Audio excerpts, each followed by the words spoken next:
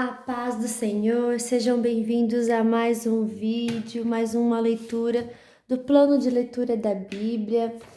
E hoje é dia 15 de janeiro de 2022 e nós vamos ler os seguintes capítulos: capítulo 41 e 42 do livro de Gênesis.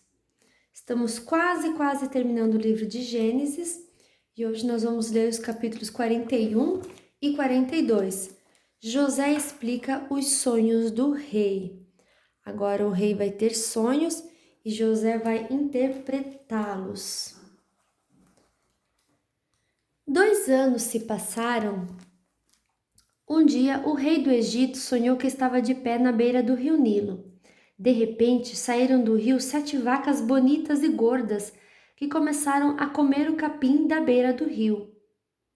Logo em seguida, saíram do rio outras 7 vacas, feias e magras, que foram ficar perto das primeiras vacas, na beira do rio. E as vacas feias e magras engoliram as bonitas e gordas. Aí o rei acordou. Mas tornou a dormir e teve outro sonho. Desta vez, ele viu 7 espigas de trigo que saíam de um mesmo pé. Elas eram boas e cheias de grãos. Depois saíram 7 espigas secas e queimadas pelo vento quente do deserto, e elas engoliram as 7 espigas cheias e boas. O rei acordou. Tinha sido um sonho. De manhã, ele estava muito preocupado e por isso mandou chamar todos os adivinhos e todos os sábios do Egito. O rei contou os seus sonhos, mas nenhum dos sábios foi capaz de dar a explicação. Então o chefe dos copeiros disse ao rei: Chegou a hora de confessar um erro que cometi. Um dia o Senhor ficou com raiva de mim e do chefe dos padeiros e nos mandou para a cadeia na casa do capitão da guarda. Certa noite, cada um de nós teve um sonho, e cada sonho queria dizer uma coisa. Lá na cadeia estava com a gente um moço hebreu, que era escravo do capitão da guarda. Contamos a esse moço os nossos sonhos e ele explicou o que queriam dizer. E tudo deu certo, exatamente como ele havia falado. Eu voltei para o meu serviço e o padeiro foi enforcado. Então o rei mandou chamar José e foram depressa tirá-lo da cadeia. Ele fez a barba, trocou de roupa e se apresentou ao rei. Então o rei disse: Eu tive um sonho que ninguém conseguiu explicar. Ouvi dizer que você é capaz de explicar sonhos. Isso não depende de mim, respondeu José. É Deus quem vai dar uma resposta para o bem do Senhor, ó rei. Aí o rei disse: Sonhei que estava de pé na beira do rio Nilo. De repente saíram do rio 7 vacas bonitas e gordas que começaram a comer o capim da beira do rio. Depois saíram do rio outras 7 vacas, mas estas eram feias e magras. Em toda a minha vida eu nunca vi no Egito vacas tão feias como aquelas. E as vacas feias e magras engoliram as bonitas e gordas. Mas nem dava para notar isso, pois elas continuavam tão feias como antes. Então eu acordei. Depois tive outro sonho. Eu vi 7 espigas de trigo boas e cheias de grãos, as quais saíam de um mesmo pé. Depois saíram 7 espigas secas e queimadas pelo vento quente do deserto. E elas engoliram as 7 espigas cheias e boas. Eu contei os sonhos aos adivinhos, mas nenhum deles foi capaz de explicá-los. Então José disse ao rei: Os 2 sonhos querem dizer a mesma coisa. Por meio deles, Deus está dizendo ao Senhor o que ele vai fazer. As 7 vacas bonitas são 7 anos, e as 7 espigas boas também são. Os 2 sonhos querem dizer uma coisa só. As 7 vacas magras e feias que saíram do rio depois das bonitas e também as 7 espigas secas e queimadas pelo vento quente do deserto são 7 anos em que vai faltar comida. É exatamente como eu disse, Deus mostrou ao Senhor, ó rei, o que ele vai fazer. Virão 7 anos em que vai haver muito alimento em todo o Egito. Depois virão 7 anos de fome. e a fome será tão terrível que ninguém lembrará do tempo em que houve muito alimento no Egito. A repetição do sonho quer dizer que Deus resolveu fazer isso e vai fazer logo. E José continuou: Portanto, será bom que o Senhor, ó rei, escolha um homem inteligente e sábio e o ponha para dirigir o país. O rei também deve escolher homens que ficarão encarregados de viajar por todo o país para recolher a quinta parte de todas as colheitas durante os 7 anos em que elas forem boas. Durante os anos bons que estão chegando, esses homens ajuntarão todo o trigo que puderem e o guardarão em armazéns nas cidades, sendo tudo controlado pelo Senhor.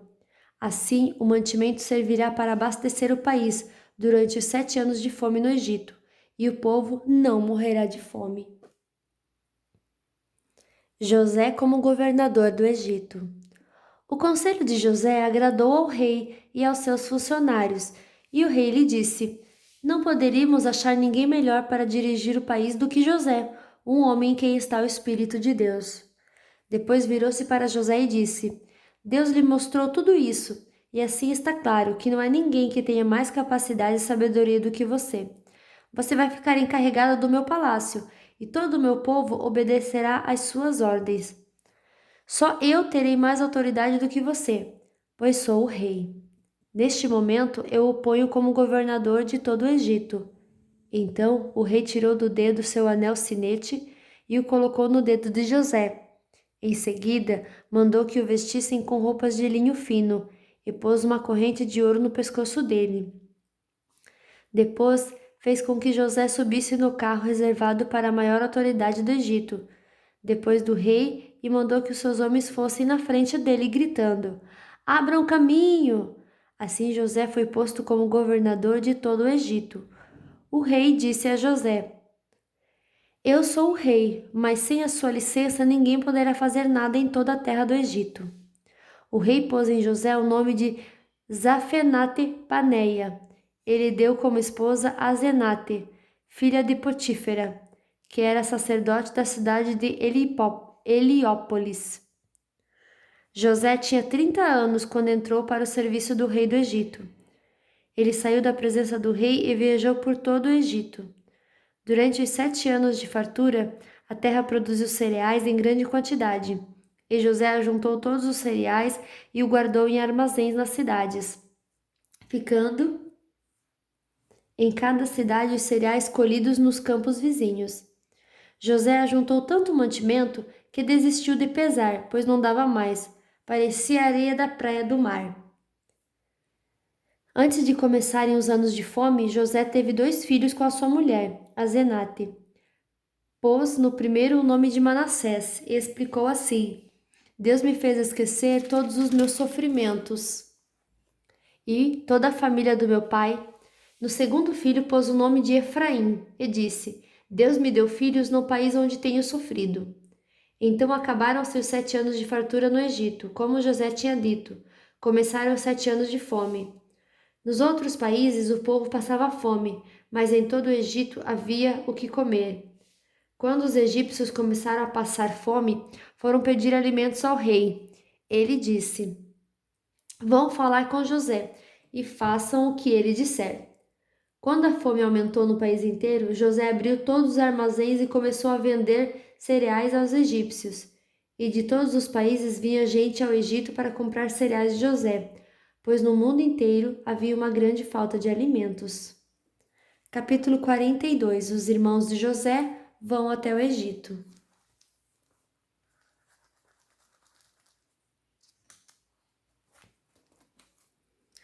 Quando Jacó soube que havia mantimentos no Egito, disse aos filhos: Por que vocês estão aí de braços cruzados?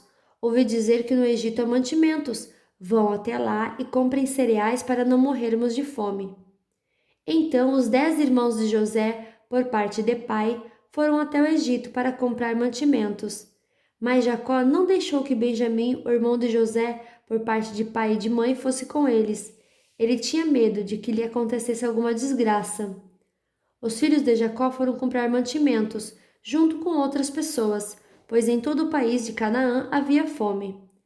Como governador do Egito, era José quem vendia cereais às pessoas que vinham de outras terras. Era o José que vendia cereais às pessoas que vinham de outras terras. Quando os irmãos de José chegaram, eles se ajoelharam na frente dele e encostaram o rosto no chão. Logo que José viu seus irmãos, ele os reconheceu, mas fez de conta que não os conhecia. E lhes perguntou com voz dura: Vocês, de onde vêm? Da terra de Canaã, responderam. Queremos comprar mantimentos. José reconheceu seus irmãos, mas eles não o reconheceram. Então José lembrou dos sonhos que tinha tido a respeito deles e disse: Vocês são espiãos que vieram para ver os pontos fracos do nosso país. Eles responderam: De modo nenhum, senhor. Nós, os seus criados, viemos comprar mantimentos. Somos filhos de um mesmo pai. Nós não somos espiões, senhor. Somos gente honesta. Não acredito, disse José. Vocês vieram para ver os pontos fracos do nosso país. Eles disseram: Nós moramos em Canaã. Somos ao todo 12 irmãos, filhos do mesmo pai, mas um irmão desapareceu e o mais novo está neste momento com o nosso pai. José respondeu: É como eu disse, vocês são espiões, e o jeito de provar que vocês estão dizendo a verdade é este. Enquanto o irmão mais moço de vocês não vier para cá, vocês não sairão daqui. Isso eu juro, pela vida do rei. Um de vocês irá buscá-lo, mas os outros ficarão presos até que fique provado se estão ou não dizendo a verdade. Se não estão, é que vocês são espiões, juro pela vida do rei. E os pôs na cadeira por 3 dias. E os pôs na cadeia por 3 dias. No terceiro dia, José disse a eles: Eu sou uma pessoa que teme a Deus. Vou deixar que vocês fiquem vivos, mas com uma condição. Se de fato são pessoas honestas, que um de vocês fique aqui na cadeia e que os outros voltem para casa, levando mantimentos para matar a fome das suas famílias. Depois tragam aqui o seu irmão mais moço, isso provará se vocês estão ou não dizendo a verdade, e se estiverem, não serão mortos. Eles concordaram e disseram uns aos outros: De fato, nós agora estamos sofrendo por causa daquilo que fizemos com o nosso irmão. Nós vimos a sua aflição quando pedia que tivéssemos pena dele, porém não nos importamos. Por isso agora é nossa vez de ficarmos aflitos. E Rúben disse assim: Eu bem que disse que não maltratassem o rapaz, mas vocês não quiseram me ouvir, por isso agora estamos pagando pela morte dele. Eles não sabiam que José estava entendendo o que diziam, pois ele tinha estado falando com eles por meio de um intérprete. José saiu de perto deles e começou a chorar. Quando pôde falar outra vez, voltou, separou Simeão e mandou que fosse amarrado na presença deles. Os irmãos de José voltam para Canaã. José mandou que os empregados enchessem de mantimentos os sacos que os irmãos haviam trazido e que devolvessem o dinheiro de cada um, colocando-os nos sacos de mantimentos. E também que lhe dessem comida para a viagem, e assim foi feito. Os irmãos de José carregaram os jumentos com os mantimentos que haviam comprado e foram embora. Quando chegaram ao lugar onde iam passar a noite, um deles abriu um saco para dar comida ao seu animal e viu que o seu dinheiro estava ali, na boca do saco de mantimentos. Ele disse aos irmãos: Vejam só, o meu dinheiro está aqui no meu saco de mantimentos. Eles devolveram? Todos ficaram muito assustados e tremendo de medo. Perguntaram uns aos outros: O que será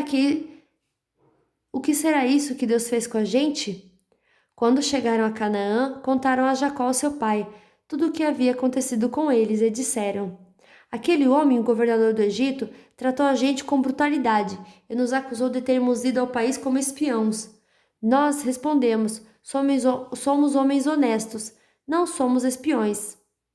Somos ao todo 12 irmãos, filhos do mesmo pai, mas um dos nossos irmãos desapareceu e o mais novo está neste momento com o nosso pai em Canaã.